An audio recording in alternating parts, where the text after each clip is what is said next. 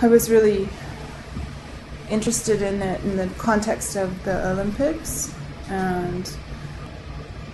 my own concerns regarding how Aboriginal people were going to be presented visually and on a world stage, and how that representation was going to be mediated by, say, the BC government and Canada in wanting to have a certain type of message relayed internationally. So in terms of the work, it was made specifically for this exhibit and addresses those issues within the context of the overall, of what is happening right now with the Olympics coming and the reopening of the museum and the revisioning, I guess, of the open storage. So that was kind of my jumping off point for these works.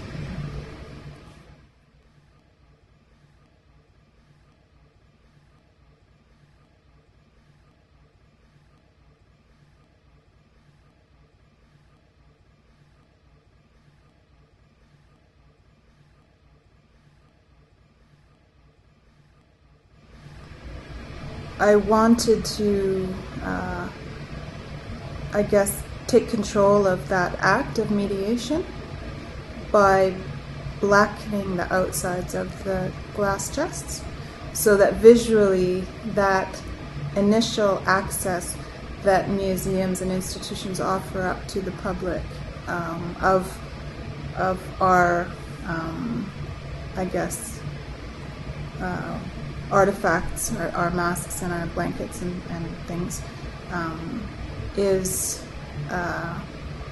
almost like refused. The initial encounter with the boxes is that they're blackened, and so you don't have immediate access to what that object is. So it disrupts that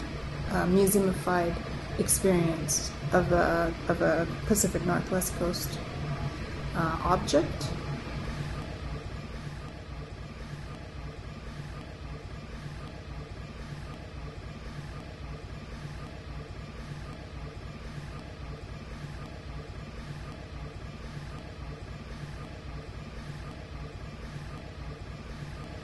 In terms of the medium of glass, I was interested in using glass conceptually in regards to a border.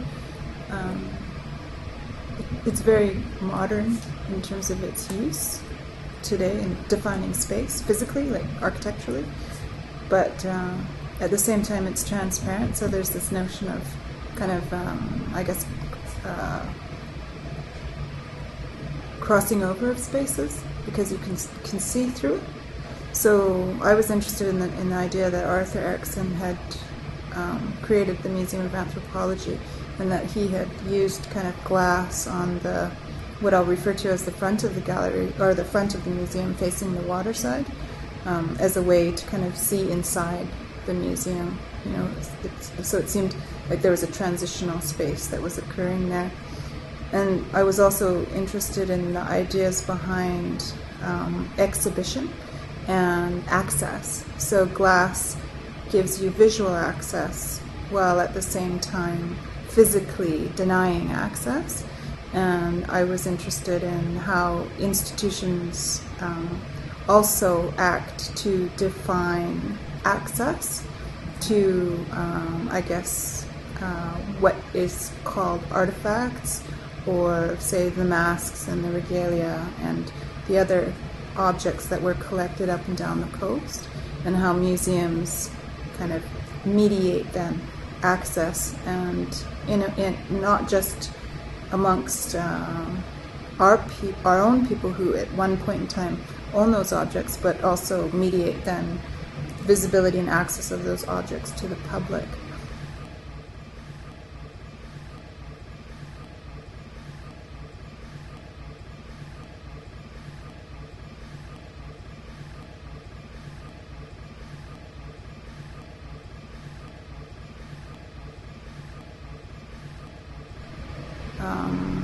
You know, you could ask the question, who's looking? You know, who is looking now and why are they looking?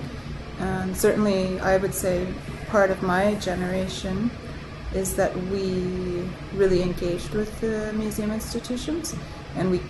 started to come to the museums to look at things in order to recreate them for our home communities. So in many ways, the issues are not black and white, and they're certainly not resolved in any way.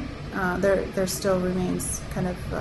internal conflicts, but I'm trying to express that within the pieces themselves, because the pieces in a way are somewhat conflicted in that they don't offer up everything all at once, but certainly if you physically engage with the works, then you will see kind of I guess the detailing and the form line once you approach the boxes and you are physically looking inside them. I was really interested in the ideas, like when I was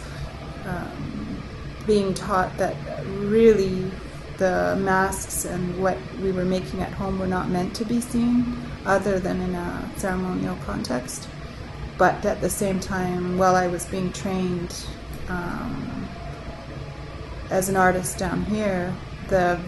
avenues for the artists really were the commercial galleries. So you would create a piece and then it would go to the commercial galleries, it would be exhibited and sold.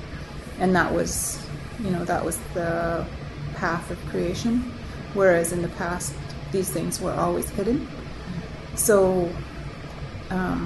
in a way, even for my own self, I'm caught between that conflict of how much do we share, how much do you show, and in delineating a line or a boundary between what is shown and what is not shown, what do we gain and what do we lose?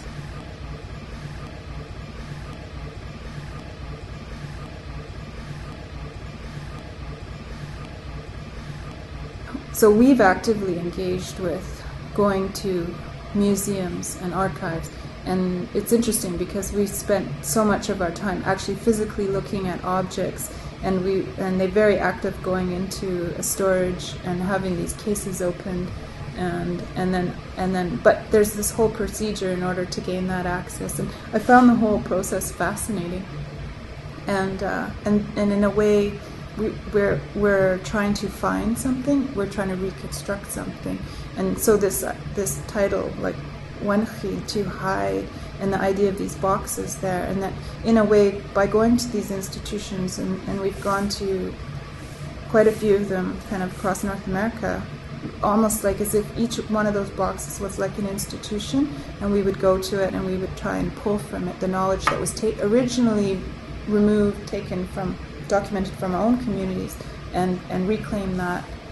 but in a way it felt like we were always searching for something. So in a way the boxes were a reflection of that experience too, of attempting to